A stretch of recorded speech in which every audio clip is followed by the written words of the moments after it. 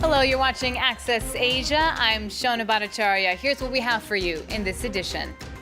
Ghosts of disasters past. Japanese survivors of the tsunami 5 years ago say they're seeing ghosts of those who disappeared and whose bodies were never found. Knocking out the competition, Filipino boxer Manny Pacquiao wants to be president. He's counting on his fame and his newfound faith to get there. And saving lives with the help of rats. Trained rodents are helping experts detect landmines in Cambodia. Do you believe in ghosts? Our first report is brought to you by our correspondents in Japan, where 5 years after a tsunami killed 16,000 people, survivors are still traumatized. Several thousand bodies were never found, and some say they've been seeing their ghosts ever since. The northeast coast of Japan was hit by a massive tsunami in March 2011. Today, 5 years on, the 16,000 people who died and another 3,000 people whose bodies have not been found continue to haunt some of the survivors. Hiroshi Ichikawa is a taxi driver in the city of Sendai who helped recover bodies from the wreckage. Ever since then, he says he's been visited by the ghosts of the victims. When night falls and the light has vanished, there are ghosts wandering around this area. Unfortunately, I am able to see them. The apparitions appear when Ichikawa ventures close to the areas that were destroyed by the tsunami. Like here, where the remains of a house stand just a few meters from the water's edge. He experiences certain physical symptoms every time he believes a ghost is present. I get a headache, and my heart feels heavy. I feel a kind of tingling that starts in my neck and goes all the way down to my lower back. Ichikawa is attempting to undergo an exorcism. The aim of this Shinto ceremony is to put an end to his psychic experiences and help the souls of the dead complete their journey to the afterlife. Many people have been left traumatized by the disaster. Even before the tsunami, there were people who believed they were possessed. But the number has increased dramatically since the tsunami tragedy. My goal is to ease their suffering. A large number of people in this region are being treated for psychological conditions related to the disaster. Seeing ghosts is one of the symptoms associated with post-traumatic stress disorder. One characteristic of this disaster is that many of the victims have yet to be found. This means that survivors have no sense of closure, and no tangible proof can help them mourn. This affects their state of mind. Experts in northeast Japan are taking the ghost phenomenon seriously. Tohoku University has published a book featuring testimony from several taxi drivers who claim to have seen the ghosts of the tsunami dead. These days, all of the talk revolves around reconstruction. The victims no longer seem to be part of the collective consciousness. Talking about death may be taboo, but I was determined to conduct field work on this subject with the help of my students. Rebuilding the tsunami-hit coastline is expected to take another 5 years. But healing the psychological wounds caused by the disaster will take much longer. From boxing champion to aspiring president, Manny Pacquiao has high hopes for his political career ever since he was elected to Philippines' House of Representatives in 2010. But though the newly converted Christian evangelical may be a favorite thanks to his international fame and boxing titles, Pacquiao isn't exactly on everyone's good side. Julia Seeger has the story.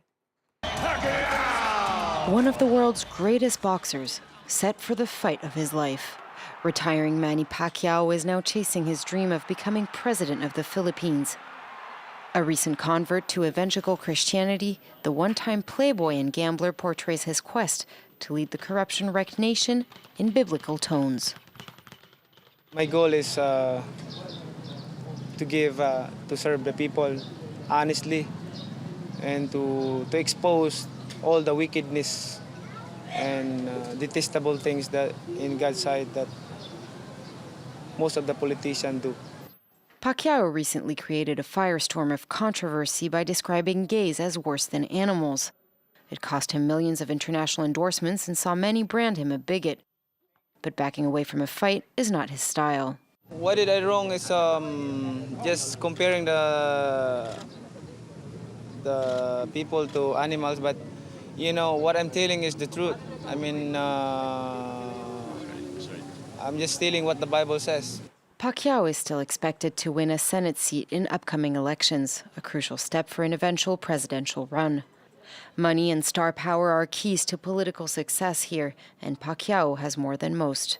During 6 years as a congressman, he's earned a reputation of showering gifts on his deeply poor constituents. He helps the poor. He's really generous. I support money. Critics argue Pacquiao is just adopting the tactics of traditional Filipino politicians who effectively buy support but do little to empower people. And some wonder if the former street kid has the know-how to succeed. I have many grave reservations, and this is not to denigrate the fact that he did not reach any high level of education, but yes, that is a major limitation. He only reached grade 3. But Pacquiao warns his opponents not to underestimate him, and that with God in his corner, he has what it takes to conquer the bare-knuckled world of Philippine politics. Rats to the rescue. In parts of Cambodia, landmines left over from guerrilla warfare with the Khmer Rouge have killed and maimed thousands of residents and are an ongoing threat. Now an operation is in progress to detect them before anyone gets hurt using rats. The rodents weigh about 1 kilo, too little to set the device off, but their sensitive noses can be trained to point out the explosive location to landmine experts. Kathy Clifford has more. All in a day's work for this furry, scurrying team. In just a morning, they can sniff their way across 775 square meters, trained to stop and scratch the ground if they catch a whiff of TNT. Whether they know it or not, their job is of utmost importance to locals here.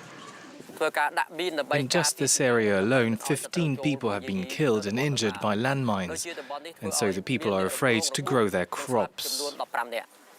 Cambodia has an estimated 6 million landmines left in the ground from its devastating war. Across the country, some 67,000 people have been killed or injured by them since 1979, and it has the highest ratio of mine amputees per capita in the world. Rats have one of the keenest senses of smell known to man, and these are no ordinary rodents. They've all earned hero rat status, completing a vigorous 9-month training program, followed by strict tests. If they miss just one mine, they can't go on to work on the team. Critics are dubious they can do as thorough a job as man and machine techniques, and say the creatures can't search well in thick vegetation. However, the program sings the hero rats' praises for their previous success in Africa, where neither human nor rodent was harmed. In Mozambique, we did quite well because there was no miss, no accident, and we found more than 13,000 landmines. For the time being in Africa, still we're going on with our operation in Angola, and there is no miss, no accident up to now. So we think that the experience that we got in Africa can be shifted from Africa to Asia, here in Cambodia now. Unlike other means of mine detecting, the hero rats pick up only TNT and not other metal objects. They're cheaper to train than mine-sniffing dogs, easier to transport, and too light to detonate a mine. If you take 200 square meters of land, for example, a rat can clear it in 20-25 minutes, whereas if we used the manual method, it would take 2 or 3 days to clear the same area. And they're a low-cost labour force, working literally for peanuts and their other favourite, bananas. Thanks to these dedicated workers, 2 hectares have now been declared mine-free in this area, and some villagers will soon be able to return to their land. It was one of 5 French trade posts in India. Today, Pondicherry on the eastern coast is a town known for yoga retreats and its colorful homes. But traces of its French past remain. The streets in the old parts of town still have French names and statues of French explorers. And for some, the connection to France is still very real. Fernand Ventet says more. It's early morning at this primary school in Pondicherry. And like in the rest of India, children flock to class. With one big difference. In this corner of South India, most of the children are French. That is the result of a seminal event which happened decades ago in this former outpost of the French Indian Company. Everyone in a radius of several kilometers speaks Tamil, the local language. But in this classroom, children continue to be educated in French. Where are you going, little girl? I'm going to see my grandmother. One decision changed the lives of these students and thousands of others. 2 generations ago, Pondicherry was a French colony which was being returned to India. But the treaty signed by Charles de Gaulle gave its inhabitants the option to keep their French nationality. 7,000 did so. Half a century later, their grandchildren find France, a country thousands of kilometers away, somewhat mysterious. It's a country. For me, they have 2 cultures, although for now, all they know about the French culture is what they've learned from books and pictures. Older children have no issues with their dual citizenship.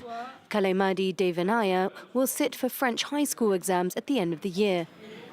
A twist of fate has made her French, and she only sees advantages. It's like I have 2 countries. It's not one or the other. Both India and France are my country. Now I'm going to France, and I hope I will easily integrate and that I will be able to move there without problems. The community here is proud of their past and have even adopted France's favorite pastime. Pondicherry, it's like the Côte d'Azur. We're serious, we play very seriously. We yell at each other. If a guy doesn't throw the ball correctly or misses a shot, we get angry. Just like in Marseille, it has to be. In Pondicherry, history is not just confined to books. It's being lived every single day. That's it for this edition. See you next time on Access Asia.